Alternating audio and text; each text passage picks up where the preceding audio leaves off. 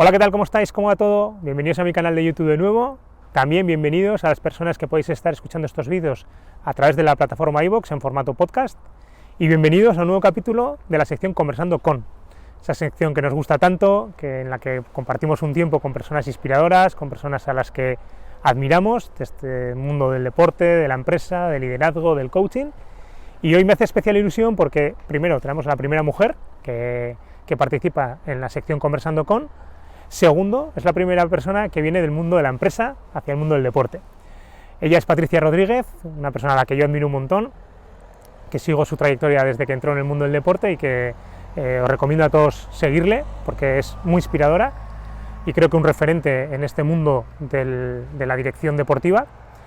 Ella viene del mundo de la consultoría, viene de Price, de ahí pasa a Eibar, su primera incursión en el mundo del fútbol como directora financiera. De ahí, en el propio club, pasa a ser directora general, termina su proyecto en el Eibar, durante unos meses está libre y colabora en el club de aquí de San Sebastián, en el GBC. De ahí pasa al Elche, como directora general, donde vive el ascenso del Elche a Primera División, de Segunda a Primera División, y de ahí parte ya a su proyecto actual, que es el proyecto del Granada Club de Fútbol, donde entra primero como consejera y desde octubre de este año ya ejerciendo las labores de directora general. Bueno, con ella vamos a hablar de un poco de su trayectoria, que nos cuente cómo ha sido, vamos a hablar un poco de cómo está viendo el mundo del fútbol en esa profesionalización que se está dando, hablaremos del fútbol femenino, cómo ve su futuro, hablaremos de las sinergias entre el deporte y la empresa y el deporte, hablaremos de liderazgo y también le pediremos que nos deje algún consejo para ver cómo ella elabora este final de año, este balance de final de año y cómo prepara el 2022. También, para finalizar, le pediremos que nos deje algún libro, alguna recomendación que a ella le haya servido. Y nada, espero que disfrutéis esta conversación tanto como la he disfrutado yo. Creo que, y no es porque sea mi canal, creo que estamos teniendo gente de un nivel extraordinario y Patricia así lo corrobora. Así que nada, cualquier comentario que queráis dejar lo podéis dejar abajo en los comentarios y si os ha gustado la conversación, si os ha parecido interesante y que tiene aprendizajes que compartir, pues compartir en redes y nada, vamos a disfrutar de la conversación con Patricia. Vamos a por ello.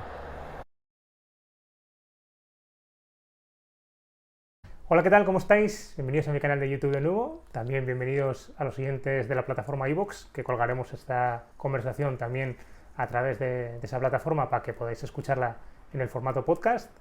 Y nada, bienvenidos otra vez a la parte de Conversando con, que hoy tenemos una persona a la que admiro un montón. Lo primero que destacaría de ella es su amabilidad, que siempre que le he pedido algo, encantada me ha respondido y creo que eso en este mundo a veces cuesta. Es Patricia Rodríguez, actualmente directora general del Granada. Ahora le pediremos que nos cuente un poquito su historia, su trayectoria, que yo creo que es de las trayectorias que más se están contando en un montón de sitios, que la conoce mucha gente, pero bueno, para los que no sitúen igual la trayectoria, pues nos contará un poquito su trayectoria. Y nada, tenía muchas ganas de estar con ella. Es la tercera persona que invito a Conversando con. Hemos tenido a Juan Miguel Bernat, psicólogo deportivo del Levante, Aritz Aramburu, surfista, y Patricia es la primera persona que igual viene un poco del otro lado del mundo de la empresa, pero relacionado con el deporte, que es un poco el canal que venimos teniendo, de liderazgo, deporte, empresa, y Patricia yo creo que nos va a dar una visión muy bonita de esta relación entre los dos mundos. Así que nada, bienvenida Patricia y muchísimas gracias. Nada, muchas gracias a ti por contar conmigo. Qué bien. Bueno, pues es un poco, por situarnos un poco, si nos cuentas un poco la trayectoria, desde donde tú quieras, como tú quieras, y así para situarnos hasta el día de hoy y el proyecto que tienes a día de hoy en marcha. Bueno, pues yo estudio ADE en la Universidad de Deusto en Donosti. A partir de ahí empiezo a trabajar en Price, en la oficina de Donosti. Después me muevo a la de Madrid. Paso 9 años en Price hasta llegar a gerente y ahí pues hay un momento en el que un amigo mío de Donosti me manda una oferta de trabajo en InfoJobs, que era para la dirección financiera de Eibar, que en ese momento acababa de ascender a Primera División. Aplico sin mucha esperanza, paso la primera ronda y paso la segunda entrevista y me llaman. Me cuesta tomar la decisión, pero al final decido volver a Donosti, coger la oferta y empezar a trabajar en el Eibar en verano de 2014. Estoy 2 años como directora financiera. El consejo decide hacer un cambio y la presidencia pasa a ser institucional y crean la dirección general me ofrecen asumir el cargo y bueno, en ese momento entre miedo y alegría acepto y estuve como directora general de Leibar hasta 2019, hasta febrero de 2019. En febrero de 2019 estuve 3 meses en los que pude disfrutar de hacer un montón de cosas distintas que no estaba acostumbrada, entre ellas también estuve echando una mano en el Consejo Asesor del GBC, me encanta el básquet además y era una manera de seguir vinculada al deporte y arrimar un poco el hombro también. Y en junio empiezo a trabajar como directora general del Elche, donde estuve hasta febrero de 2020. 21, febrero de 2021. Con la pandemia he perdido ya la Es como que ese año parece que ha desaparecido, ¿no? Sí, es increíble. Y en febrero de 2021 me cambié al Granada. Con el ascenso del Elche. Con el ascenso, eso es, conseguimos el ascenso, fui vicepresidenta de segunda división con el Elche, conseguimos el ascenso en julio de 2021 y... no, de 2020. 20. Es que lo de los años es tremendo. Sí, estamos ahí. Y nada, y en febrero de... Sí, yo lo sitúo sobre todo por Pacheta, que les he ido un poco, que ahora está en el Valladolid. Pues en febrero de 2021 dejo el Elche y me voy al Granada a un nuevo proyecto, donde bueno, el equipo había conseguido por primera vez ir a Europa, pero es verdad que había todavía mucho que ordenar y asentar unas bases y unos cimientos. Entras como consejera en el Granada. Entro como consejera inicialmente hasta hace unos meses que pasó a ser directora general. Que yo me he enterado al preparar la entrevista, ha sido en octubre, ¿así? Sí, en octubre, eso es. Y digo, uy, pues ya, esto, o sea, que felicidades por esa parte, ¿no? Nuevo reto en ese sentido. Bueno, muy interesante, sobre todo, como decía en la presentación, porque vienes del mundo de la empresa. Sí. Te he leído que el fútbol no era uno de los deportes que más seguías. A partir de ahí sí que te enganchas mucho.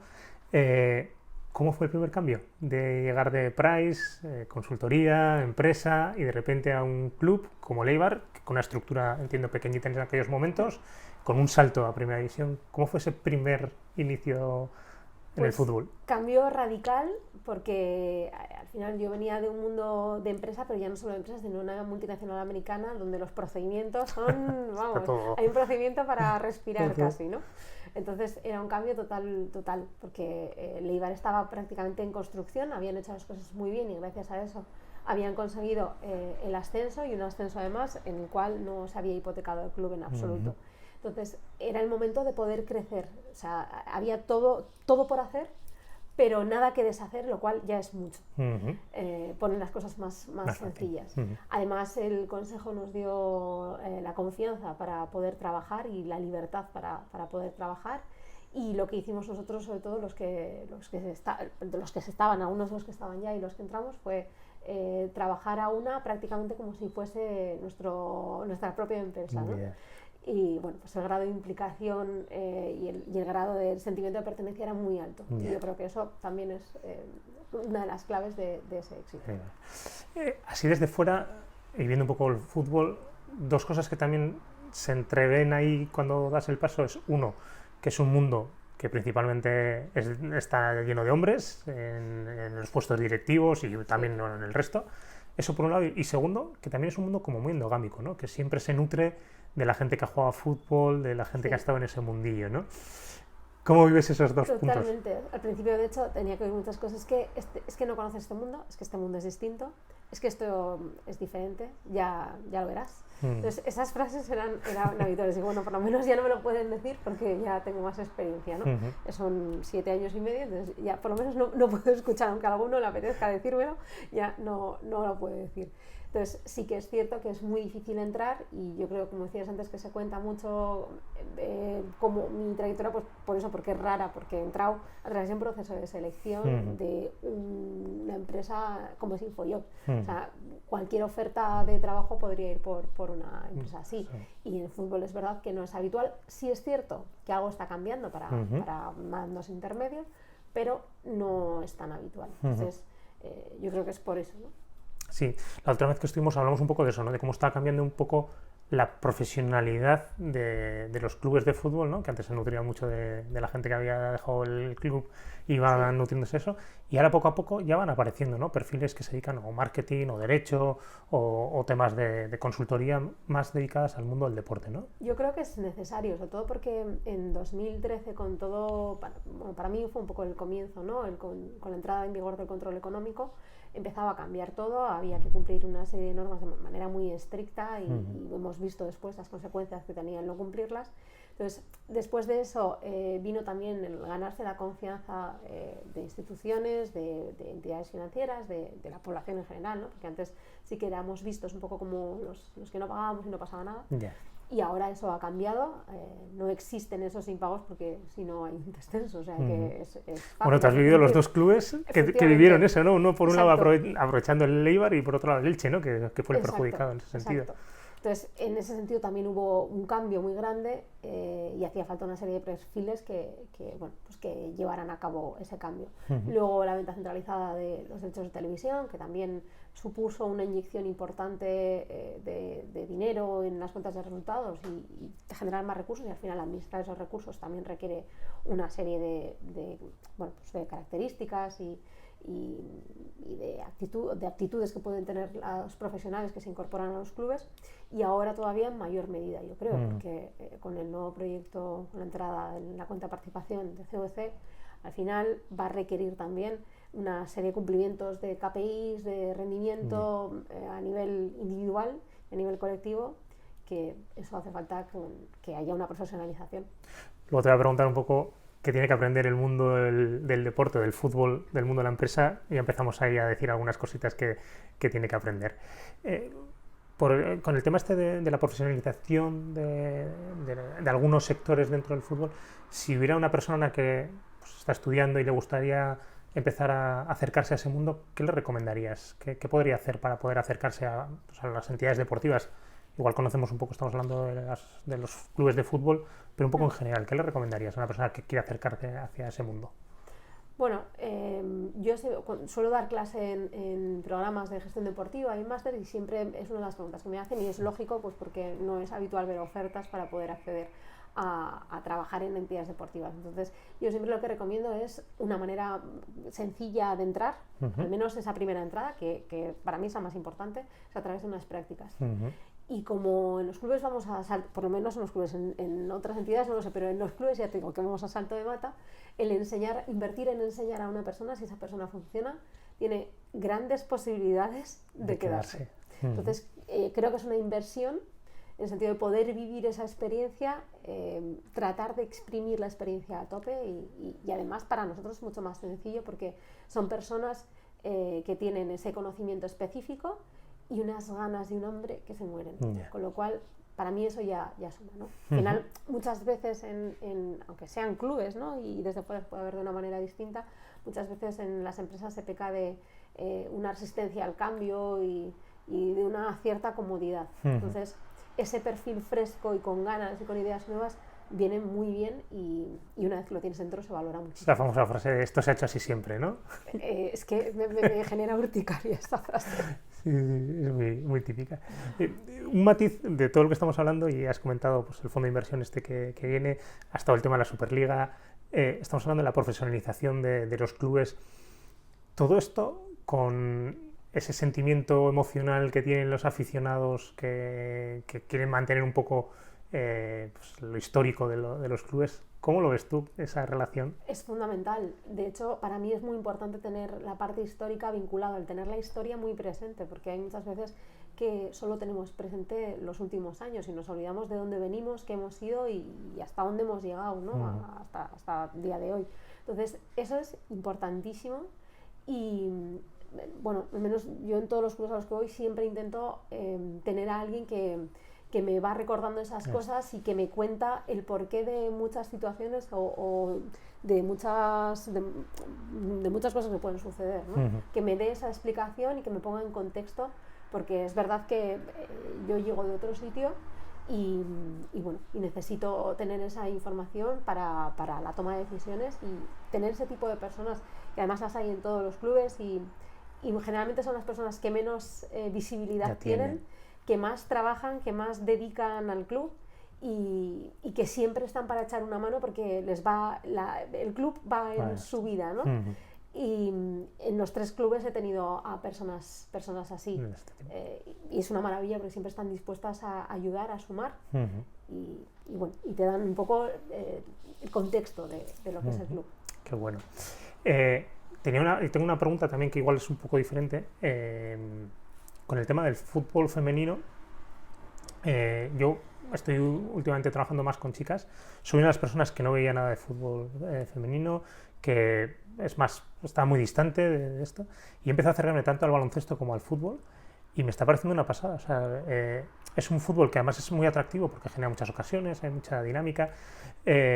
Aquí con la Real pues está viendo cómo van bien y está viendo mucha afición.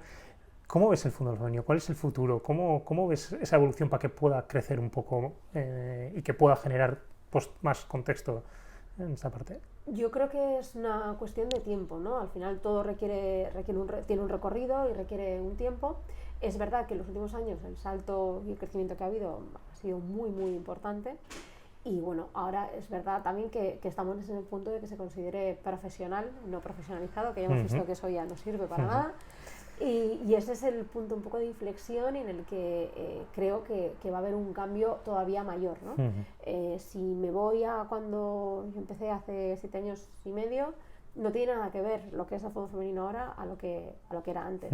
El simple hecho de que tenga espacio en medios de comunicación, que ahora es lo más normal, que es lo que tiene que ser, antes prácticamente no había ni una página, o sea, tenía que haber algo súper excepcional para que se hablara de fútbol femenino, y ahora ya no. Sí, el otro día venía el Balón de Oro, ¿no? Alexia, que salía con Messi, los dos a la misma, ¿no? Alexia Putellas yo creo que también es algo súper positivo, porque al final ha tenido protagonismo y ha tenido momentos de 30 en medios de comunicación, y el hecho de que se hable de algo es que existe, si no se habla no existe.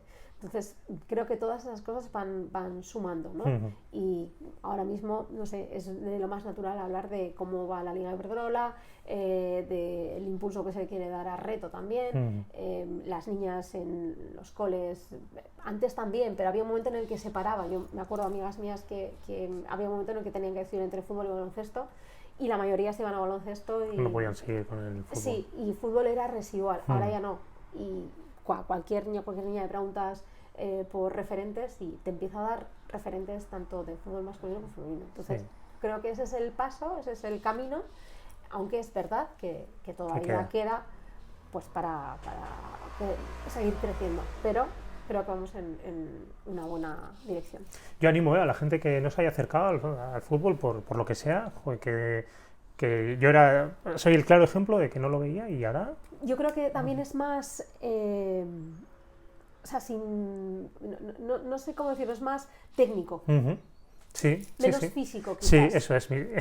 Yo fui la última vez con mis hijas a verlo y me decía, los chicos son muy burros, están todo el rato chocándose. Bueno, hay como un poco más de picaresca. Sí. Y este fútbol, yo creo, el fútbol yo creo que es más esencia, abierto, más puro, sí, más... Sí, se generan muchas ocasiones y es como yo más creo dinámico. Que es bonito de ver. Sí. O sea, es divertido de ver. Pues quería hablar de esto porque era un tema que me estoy acercando y que me está gustando mucho. Bueno, yendo ya un poco a la relación deporte y empresa, que tú la conoces de los dos lados.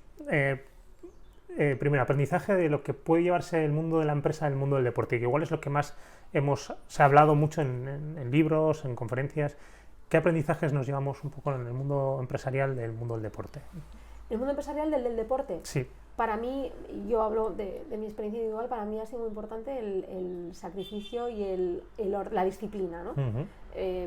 Yo siempre he hecho deporte, nadaba en un equipo de natación y eso exigía ir a nadar todos los días, todas las tardes, de lunes a viernes, para tu cumpleaños y otras cosas que hacían otros niños y yo las vivía casi como una comunidad con mis compañeros de equipo. Entonces eso te da otro tipo de estilo de vida quizás, de disciplina y de sacrificio, ¿no? Porque meterte en el agua en invierno a las 7 de la mañana, pues no es lo más agradable, ¿no?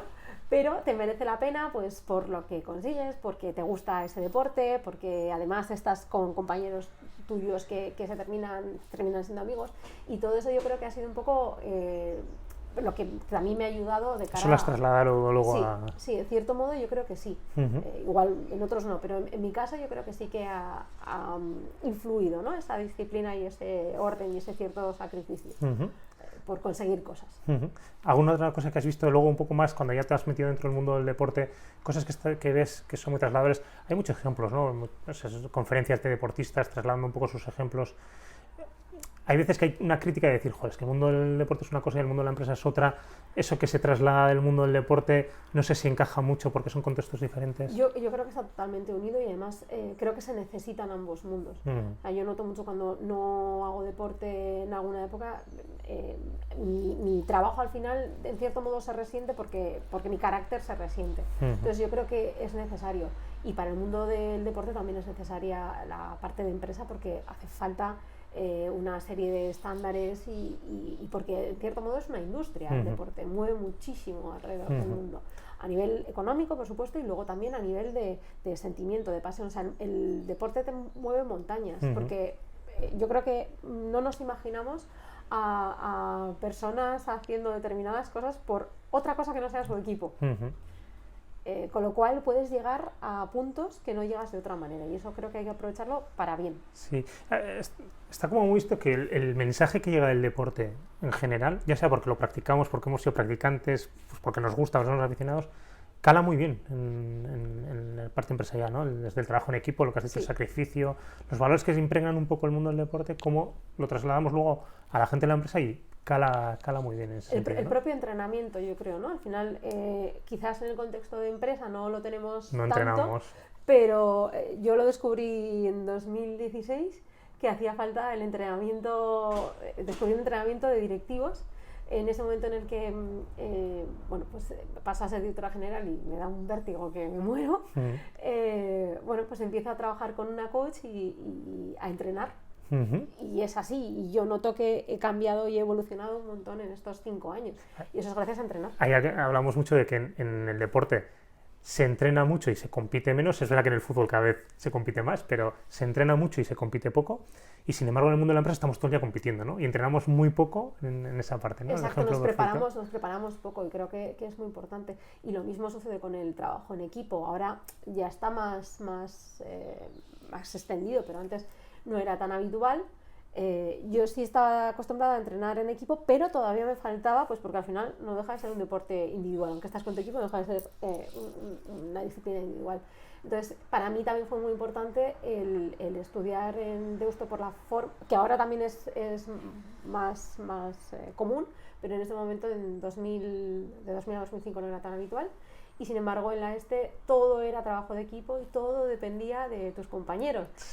A mí al principio eso me supuso un mundo. Costaba mucho. Pero luego, como no te da la vida para ver tú todo y para hacer tú todo, pues terminas confiando y tus compañeros confiando en ti también. Y al final te necesitas unos a otros, nos necesitábamos. Y para mí fue un cambio muy, muy importante que luego me vino muy bien para trabajar en Price y después en el fútbol. Bueno, esa es la parte del aprendizaje de la empresa desde el deporte, Sí. ¿no? Lo contrario, el mundo del deporte, ¿qué puede trasladar del mundo de la empresa? Antes hemos hablado de procesos y de ejecutar KPIs, etcétera. ¿Qué has visto tú un poco? ¿Qué has podido traer del mundo de la empresa al mundo del deporte? Sobre todo eso, el ordenar las cosas, ¿no? El que al final no deja de ser una industria, es verdad, con unas particularidades como es gestionar pasiones, y hay que tenerlo muy presente y muy en cuenta, porque en una empresa al uso, quizás lo que se diga el mensaje que se mande desde dentro de la empresa, si estamos hablando de una empresa de facturación media, como podemos ser cualquier club de primera división, de los de tabla, de los de mitad de tabla, a nadie le importaría, ¿no? Leerían 10 personas esa noticia y no ocuparía ni un breve en el periódico. Sin embargo, como lo decimos nosotros, si tiene ese interés, al final todo está...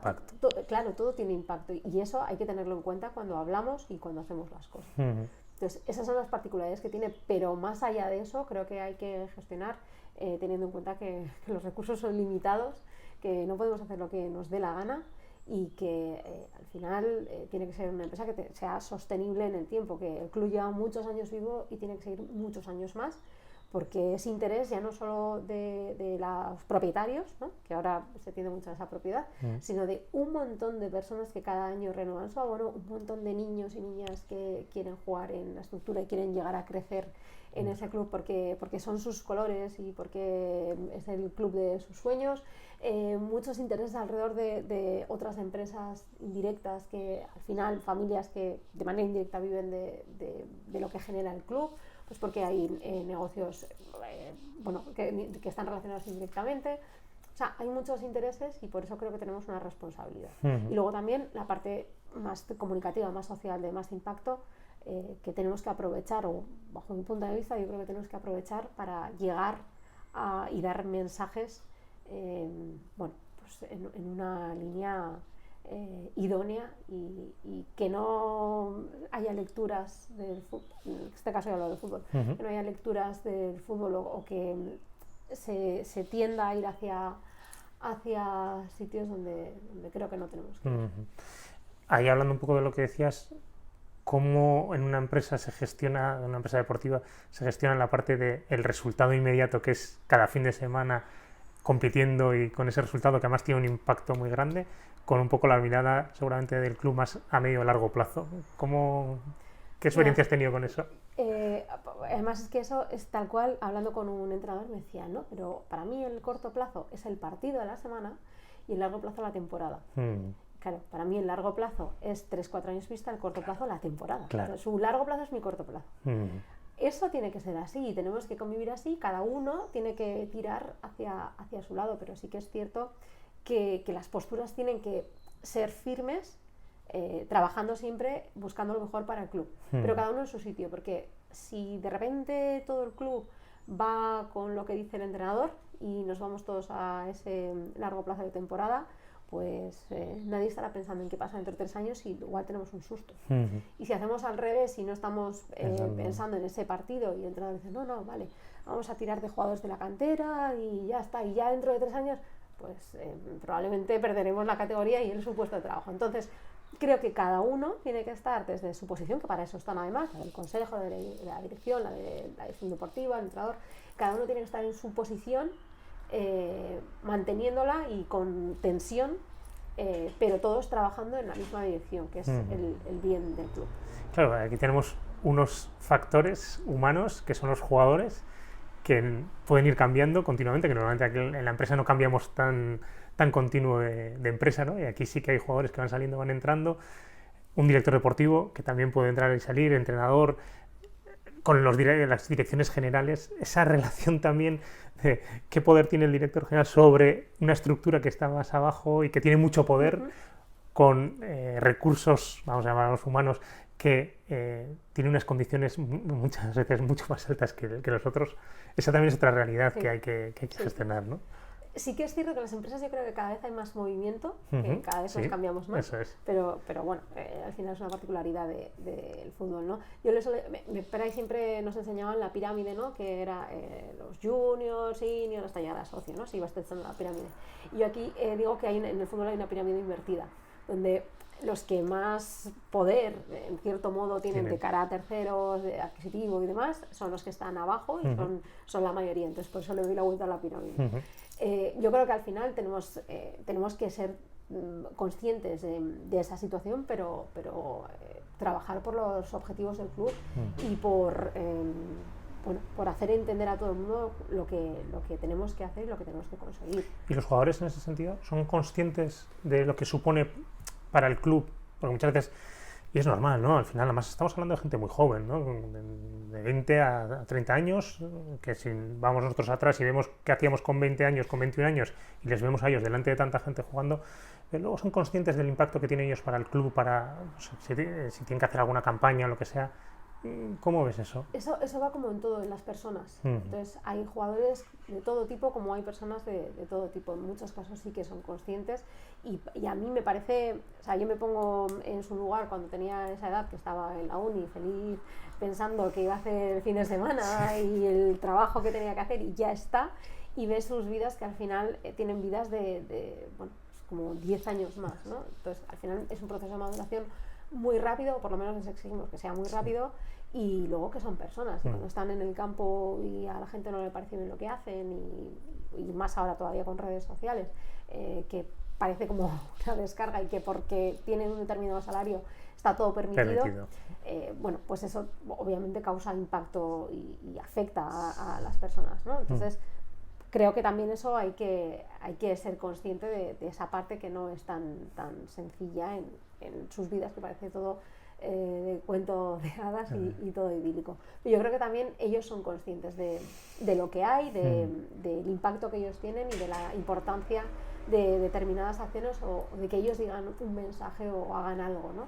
La trascendencia que tiene. Y como todo, pues va mucho en la persona. Hay jugadores que les encanta hacer algo, hay otros que les cuesta más, pero bueno. Cada vez ellos más son empresitas individuales, ¿no? Que generan un montón de cosas y que cada cosa que hacen tiene un impacto, ¿no? Ellos cada vez están siendo más conscientes. Primero hay una cosa importante, que es que su carrera tiene una duración limitada y que les quedan muchos años por vivir después. Entonces están pensando en muchos casos en su futuro y en planificar ese futuro. Y como tal, empiezan a ordenarlo desde un primer momento, ¿no? Y a trabajar en ello, y a trabajar en que son marcas que emiten un mensaje, que transmiten unos valores y que cada cosa que dicen o que hacen tiene un impacto. Entonces, cuanto más conscientes sean, mejor y más importante, porque además también lo que nosotros queremos es ayudarles en ese sentido y que crezcamos juntos. O sea, cuanto mejor le vaya a un jugador, mejor va a ser para el club. Está claro. Pues mira, justo tenía esa pregunta un poco hacia el final, el tema de... esto Pau Gasol lo ha hablado hace poco, Ferran Martínez también ha venido hablando, y con Aritz Aranburu en la entrevista que tuvimos también lo hablamos, el tema de cómo gestionar el después, ¿no? Que por lo que se ha visto sí que parece que lo dejan mucho hacia el final, ¿no? Van pasando los años y bueno, cuando llegue el momento ya tomaré una decisión de qué hago. Sí que hay como una alerta de adelantaros un poco y ver un poco qué es lo que queréis hacer con el futuro, cómo queréis planificaros, porque luego cuando viene suele ser más complicado, sabiendo que lo que tienen no lo van a volver a tener nunca, ni por ingresos, ni por la adrenalina que les genera, ni nada, ¿no? Ni por el contexto que les mueve, ¿no? ¿Cómo estás viendo esa parte de esa gestión de los jugadores, de poder luego diseñar un poco el futuro, desarrollarlo, hacia dónde quieren ir? ¿Cómo lo estás viendo? Yo ahí veo un cambio importante desde el principio, desde que yo empecé hasta ahora, ¿no? Es como mucho más, son mucho más conscientes de ese día después, y aquí lo mismo tienes de todo, tienes el que está pensando en el día de hoy y el fin de semana y ya, y luego tienes el que está planificando, está pensando en montar algo, en ver qué gustos tiene y por dónde lo puede orientar, o en simplemente el estructurar su patrimonio para garantizarse que va a poder seguir teniendo unos ingresos determinados y una vida ordenada, ¿no? Porque tampoco nos olvidemos que el 50% de jugadores que llegan a la élite acaban arruinados, que es una estadística muy compleja. Entonces, ya simplemente con ese ser consciente de que en tu día a día, que es frenético, que tienes como una rutina y un tipo de vida muy, muy medido, que de repente va a llegar un día que va a acabar tu carrera y ya no te van a decir qué tienes que hacer. Cuando llevas prácticamente 20 años sabiendo qué ibas a hacer cada día de tu vida y todo pautado y ordenado. Y muchas veces que te lo dan hecho, además, ¿no? No, claro. Vas a los aeropuertos, vas a los hoteles... Exacto. Todo lo tienes en un planning y todo hecho. Y de repente llega un día que no. Que todo tu entorno sigue igual, pero tú cambias. Y entiendo que ese momento, y esto lo hablo con algún jugador que se ha retirado, ese momento es muy difícil porque dices, ¿ahora qué hago? Mis hijos van al cole y me preguntan por qué yo no voy a trabajar como los demás. Entonces todas esas cosas son las que no se ven, y creo que es muy importante el que los jugadores tengan entornos, pues que las personas que les llevan, pues, desde abogados, intermediarios o las personas que están cerca, que les asesoren también y les acompañen en ese proceso de preparación del día después. Tú has estado en la liga, has estado bastante cerca de la liga. ¿Hay programas, no sé si en la liga, en la AFE, algún programa que les acompañe en ese sentido, tipo la NBA, ¿no? Que suelen tener esto, aunque luego me parece que no da muchos frutos, pero ¿hay algo?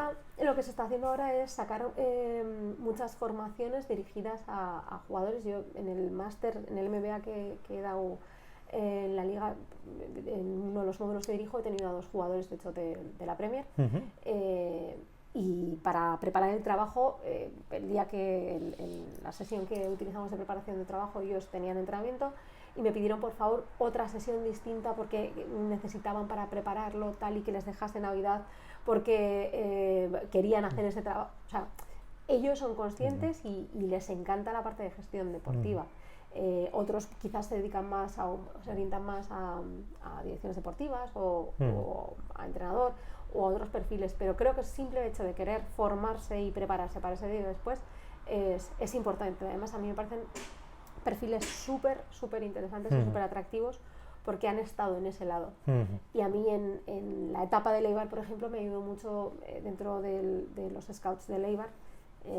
Había una persona que había sido jugador y entrenador y aparte también había trabajado en el mundo normal como profesor. Entonces, el hablar con él a mí me ayudaba mucho a entender pues cómo pensaban los jugadores o cómo se podía interpretar algo o cómo se podía transmitir. Entonces, esa parte, esa visión que ellos tienen, para mí es súper enriquecedora y con formación en el otro lado pueden aportar muchísimo. Lo que sí parece que son como acciones individuales de los jugadores, ¿no? El que ellos quieran hacer, ¿no? ¿Verías alguna fórmula de que hubiese algo más colectivo, no obligándoles, pero sí de alguna manera haciéndoles alguna formación un poco más colectiva a través de los clubes o a través de la liga mismo, ¿no? Yendo a los clubes, ¿no? No sé si eso en algún momento se ha contemplado. Sí, desde la liga sí que se está contemplando diferentes, pues al final se trata de crear herramientas para que ellos tengan, ¿no? Lo que pasa es que sí que la parte individual y la parte del entorno es muy importante porque a ellos se acerca mucha gente y muchas veces eso te genera desconfianza porque bueno, pues hay muchos intereses alrededor y es lógico esa desconfianza que ellos tienen muchas veces. Entonces creo que es muy importante esos entornos que les acompañan de muy cerca, bien sea desde los propios clubes los que estamos dentro o bien desde sus agencias, sus representantes. Es muy importante que ese entorno sea sólido y construido. Y en la parte formativa, ¿cómo lo ves? Porque yo sí que con los jugadores que trabajo creo que la mayoría están estudiando algo. Parece que ahí sí que está habiendo un cambio en ese sentido de que cada vez están más estudiando módulos o carreras o lo que sea, ¿no? Total, ya te digo que cualquier formación que se está sacando ahora desde la liga, que se están sacando bastantes además, está teniendo el interés. Yo creo que nosotros ahora mismo tenemos entre 4 y 5 jugadores que se han apuntado a formaciones de la liga, a máster específicos. O sea, no es una formación que me apunto y ya está, no, me inscribo en el curso. Sí. Te requiere luego requiere invertir recursos, requiere ir a clase y requiere hacer trabajos. O sea, no es un regalo ni nada parecido, ¿no? Que por tener el título. No es eso, no compro el título. Porque no tendría sentido, ¿no? Bueno, pero también ha habido alguna tendencia en algún momento en alguna institución. De tenerlo, pero no es el caso. O sea, esto es absolutamente voluntario y por el afán de aprender, de conocer más del sector y de el día de mañana ojalá poder dedicarme desde otro ámbito a lo que he hecho hasta ahora y lo que me encanta. Muy bien. Bueno, dejando un poco ya a este lado, que además era una pregunta que venía al final, pero lo hemos adelantado, entramos un poco en el liderazgo. El mundo del liderazgo, que también es un campo que en el mundo del deporte se ha hablado mucho y en el mundo de la empresa también, son como 2 ámbitos donde se ha trabajado mucho el tema del liderazgo. ¿Cuál ha sido tu experiencia en el liderazgo? Desde que trabajas en una consultora, desde que llegas a Eibar, desde que hay ese crecimiento, ¿no? De una dirección financiera a ser directora general. ¿Cómo has vivido todos estos cambios en el ámbito del liderazgo? Pues lo mismo que decía con el fútbol femenino, yo creo que en el liderazgo también ha habido un cambio radical, o sea, exponencial la evolución que ha habido. Antes creo que y además me ha pasado, mira, estaba rescatando, aprovechando que he venido a casa estos días, estaba haciendo limpieza de apuntes y demás y rescataba muchos apuntes de la carrera pues para cambiarlos de sitio, ordenar y tal. Y teníamos, es verdad que teníamos bastantes asignaturas relacionadas con recursos humanos, con liderazgo, y muchos de esos mensajes que en ese momento, pues bien, y ya está, ahora dices, ostras, tenían sentido y quizás hace 15 años no eran tan habituales, pero ahora sí, y ahora para mí adquieren más sentido que nunca. Yo creo que cuando yo empecé en Price en 2005, todavía estábamos más en jefes y en jerarquías, ¿no? Pues lo que te decía la pirámide antes, totalmente estructurado y un camino en el que manda está arriba y los demás van cascada. Y ahora vamos a mucho más a seguir a lo que creo que me representa y a con quien comparto valores, ideas y a quien quiero seguir. Ahora mismo me resulta muy complicado que nuevas generaciones vayan a seguir a alguien que se le impone. O lo acatarán, pero desde luego el rendimiento que obtengan y los resultados... Sí, o se marcharán exacto, en cuanto puedan. Exacto. Y trabajarán para tener un sueldo y ya, con lo cual el nivel de éxito que consigues en los proyectos no tiene nada que ver. Y cuando tú llegas de Price a Leibar, que vienes con ese bagaje, ¿cómo empieza a cambiar ese liderazgo? Bueno, yo cuando llego sobre todo para mí es observar muchísimo porque vengo de un sitio donde está todo estructurado, o sea, si a mí de repente se me apaga el ordenador, yo llamaba a un teléfono y ya está. Si tenía una visita llamaba a otro teléfono y ya está. O sea, llamabas y aparecía gente y, que te resolvía y todo se resolvía. Pues 1000 empleados, ya está. Todo. Alguien te resuelve tus problemas siempre. Y aquí no, aquí el primer día llegué y no había nadie esperándome, no estaba la mesa puesta siquiera ni un ordenador, ¿no? Entonces, eso, al final también es verdad que son recursos que me ha dado Price, el ir sacándote las castañas del fuego e ir creando, ¿no? Pues donde veías que faltaban cosas, pues vamos a empezar a construir. Entonces, pero sí que ha sido mucho de escuchar y de observar y ver qué hacen otros, leer mucho sobre el propio sector, sobre la propia industria, qué se está haciendo en la Premier, qué se está haciendo en otros equipos. Y compartir también muchísimo. Lo que te decía, ¿no? De personas que nos encantaban lo que estábamos haciendo y queríamos crecer y queríamos seguir evolucionando y éramos ambiciosos y siendo ambiciosos para nosotros lo éramos también para el club, por supuesto. Entonces trabajamos todos unidos en esa misma línea y conforme a eso hemos ido avanzando. Supongo que ahí habría esas resistencias que hemos hablado antes, ¿no? De esto se hacía así. Mira, en ese momento era la parte buena, porque la única persona que estaba en el ámbito de gestión, más allá de resistencia, todo fueron facilidades y supo adaptarse de una manera extraordinaria a de repente llegar un montón de sujetos de fuera y que tú que llevas ahí, conoces el club y lo has vivido y lo tienes dentro, ser generoso, ir compartiendo y crecer. O sea, esa figura de verdad es fundamental y cero resistencia, todo lo contrario. Qué bueno, pero normalmente suele ser lo contrario, ¿no? Viene gente de fuera a cambiar y nos resistimos, ¿no? Pues no, entiendo que al principio no fue sencillo, pero al revés, y de hecho él fue creciendo y evolucionando y de una manera increíble. Qué bueno. Si cogemos a Patricia del inicio a la de ahora, ¿qué competencias ha adquirido y las tiene ahora y las implanta ahora en ese liderazgo que ella va haciendo? Pues creo que menos vehemencia, aunque todavía sigo conservando mucha, pero sí que más calma, más escuchar, más empatía, más observación, capacidad de análisis también creo que ha adquirido más, de saber entender diferentes contextos, no única, y creo que bueno, al final al estar en un sitio de 9 años trabajando en el mismo sitio donde todo está ordenado y todos somos similares, porque es verdad que el proceso de selección lo hace que parecemos todos primos, hace que en cierto modo tengas más estrechez de miras, ¿no? Y aquí sin embargo pues hay realidades muy distintas, contextos, situaciones, personas, perfiles. Entonces esa capacidad de saber entender y el contexto de cada sitio, capacidad comunicativa también, cómo comunicar, creo que sobre todo serían esas. Sí. Has comentado antes que hubo un momento cuando pasas de ser directora financiera te proponen la dirección general y aparecen los miedos. Sí. ¿Cómo los gestionaste? Porque es algo de lo que hemos hablado mucho, del tema de los miedos, de la gestión emocional. ¿Qué te ayudó en aquel momento a enfrentarte a una situación para ti que era un crecimiento, un reto, que te generaba ese miedo, ¿no? Entre comillas? ¿Cómo lo gestionaste? ¿Qué te ayudó a dar ese impulso? Pues pedir ayuda, que tampoco lo sabía hacer mucho, y es otra de las cosas que he ido cambiando, y empezar a trabajar con una coach en todas esas competencias. También quizás también he adquirido más seguridad, y al final todo esto es entrenamiento. coaching, que es una de las cosas que también hablamos.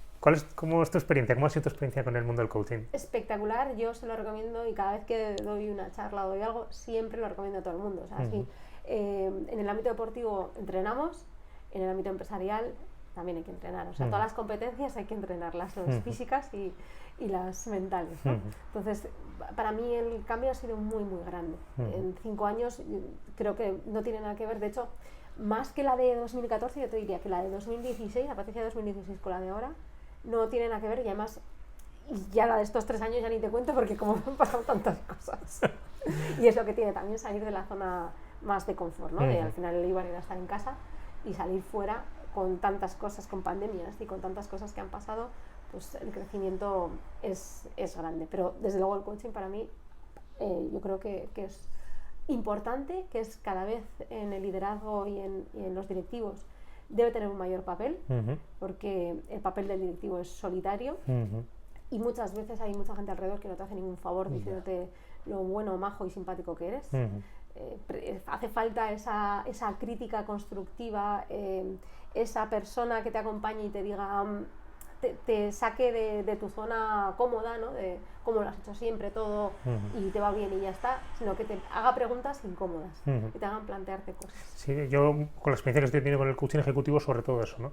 El estar con un poco lo que vienen trasladando, ¿no? El acompañamiento es de una persona que tiene un contexto, pero tú eres una persona ajena, externa, que lo ves un poco todo desde la frialdad y además que esa persona normalmente no se siente juzgada por ti y es capaz de decir lo que sea y al final es como ese espacio donde tenéis al final de cobijo, de confianza, donde podéis estar tranquilos y podéis soltar un poco las cosas, ¿no? Es entre terapia y para mí también ilusión, ¿no? De hacer nuevas cosas.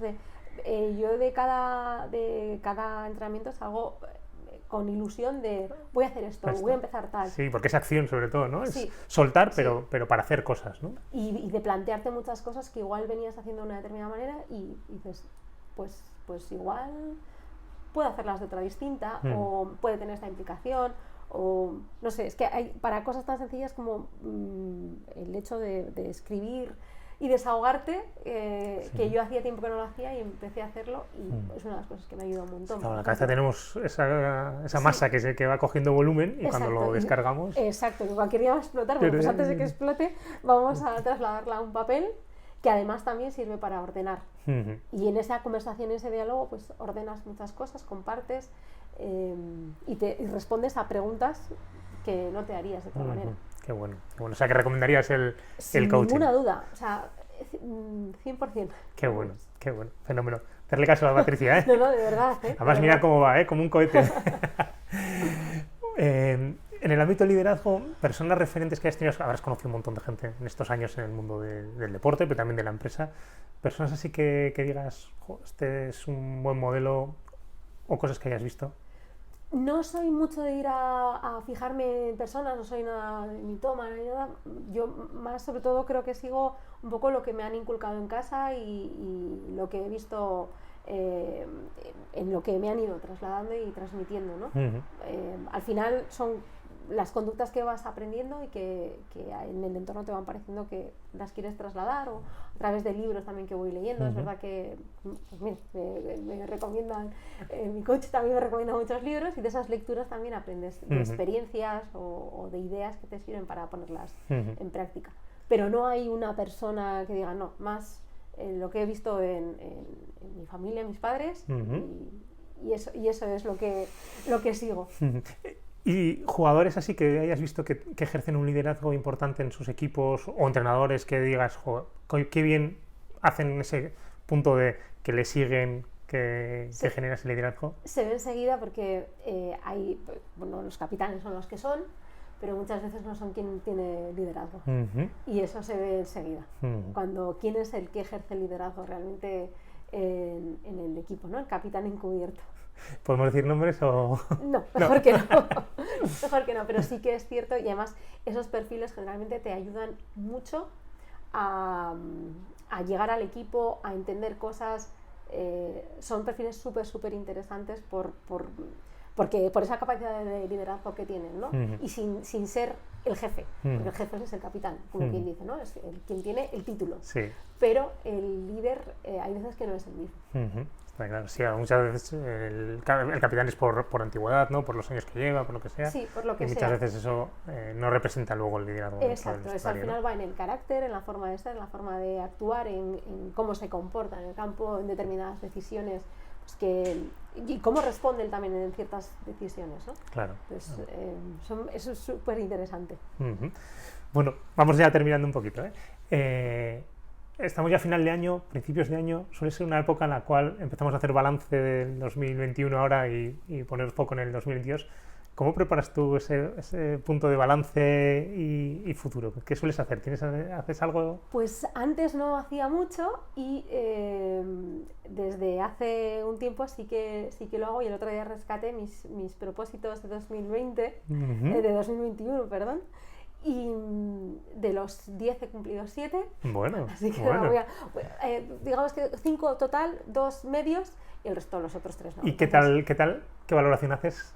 Bien, bastante positiva, porque además no los tenía muy presentes y ha sido una manera como interiorizada de ir sacándolos adelante. Entonces voy a rescatar los 2 que están a medias para consolidar y los 3 pendientes y nada, a ponernos a ello. Bueno, pasa muchas veces que nos ponemos y cuando hacemos de eso, pues de 10, 7, nos quedamos con los 3 ahí, nos obcecamos que no hemos hecho 3 y tenemos que crecer con los que hemos cumplido, ¿no? Totalmente, y aparte que muchas veces, ¿no?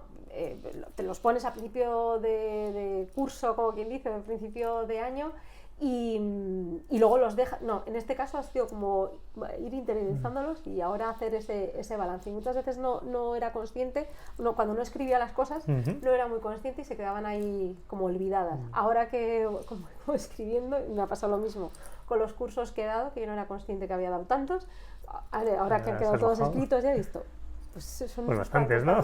Entonces, eso de ordenar las cosas creo que me ayuda mucho a situarme y bueno, pues en este caso a diseñar esos nuevos propósitos de 2022. Aunque es verdad que muchas veces suelo ir también con el curso, porque como va por la temporada, más no he cambiado nunca. En Price era de julio a junio, fútbol julio a junio, y sigue ahí época formativa julio a junio. Entonces el año, bueno, queda ahí en medio. Esto. ¿Nos puedes compartir algún reto que te pongas para el 2022? ¿Qué te pones o qué deseas para el 2022? Bueno, seguir como hasta ahora, y sobre todo dar importancia a las cosas que realmente la tienen. Importancia relativa, que es otra de las cosas que también he ido aprendiendo mucho en los últimos años, y poner el foco en lo importante realmente. No perder el tiempo ni la preocupación en cosas que son accesorias y que no me van a ayudar a nada. Sino poner mis fuerzas y mis energías en lo que realmente lo necesita. Qué buen consejo. Preocuparme cero, ocuparme. Muy bueno. Te iba a decir que a ver si nos dejabas algún leitmotiv, alguna frase que te ha ayudado en esta vida. No sé si esto puede... Antes tenía, y cuando me fui de Price, además mi medio de este día fue esta frase que fue prefiero arrepentirme de hacer algo que de no hacerlo, porque al final fue un poco locura irme. La sigo haciendo, sin duda, porque si no, no hubiese tomado las decisiones que he tomado y que mucha gente creo que piensa que estoy en cerrar. Pero bueno, creo que al final todo tiene... Solo hay una cosa que no tiene vuelta atrás, así que el resto tiene... Hay que aprovechar todo el tiempo anterior a eso. El resto pues ya saldrás, ya buscaremos. Si no sale bien una cosa, habremos aprendido y buscaremos otra. Pues esa era mi frase. Ahora la siguiente es esta, la de preocuparte por lo que realmente tiene importancia. Vale.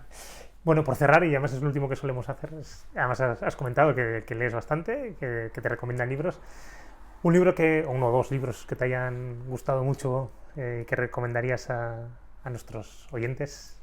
¿Del ámbito del coach o...? Uno que a ti te haya gustado, puede ser el que quieras, ¿eh? Si quieres uno de coaching y otro de otro tipo. De coaching, es que no me acuerdo ahora del título, pero fue el primero que me leí y me cambió y lo recomiendo a todo el mundo, pero no soy capaz de ahora mismo de acordarme. Bueno, haremos una cosa, le pediré que me lo mande y os lo dejaré porque luego en la foto a esto. cualquiera. Para mí fue un clic, el primero que me leí en 2016, y fue un cambio total. Y luego ya he ido leyendo muchos pues de comunicación, el de soy malísima para los títulos, ¿eh? El de las 5 de la mañana también, no sé si sabes cuál es. No sé. El de levantarte a las 5 de la mañana, mañana. bueno, pues todos esos voy combinando uno de lectura normal y otro de lectura más orientada pues a trabajo, ¿no? Bueno, otro sobre Lego también que me he leído también. Luego le pediré que me mande varios y os lo dejo ahí en los comentarios del vídeo, os los dejo escritos para que los tengamos. Eso es. Pues con esto cerraríamos. Si quieres decirnos algo más. Nada, que ha sido un placer. De verdad que es una gozada, una mujer como Patricia, espectacular, la amabilidad que tiene, la disponibilidad que tiene, así que yo estoy súper agradecido, súper encantado, que te seguimos, para mí te admiro muchísimo, ahí te sigo tu trayectoria y nada, pues seguimos el camino y muchísimas gracias. Gracias a ti. Pues nada, así terminamos, muchísimas gracias por estar ahí, por ver el vídeo, por escuchar el podcast los que estéis escuchando y nada, os espero en el siguiente vídeo, muchas gracias, hasta luego.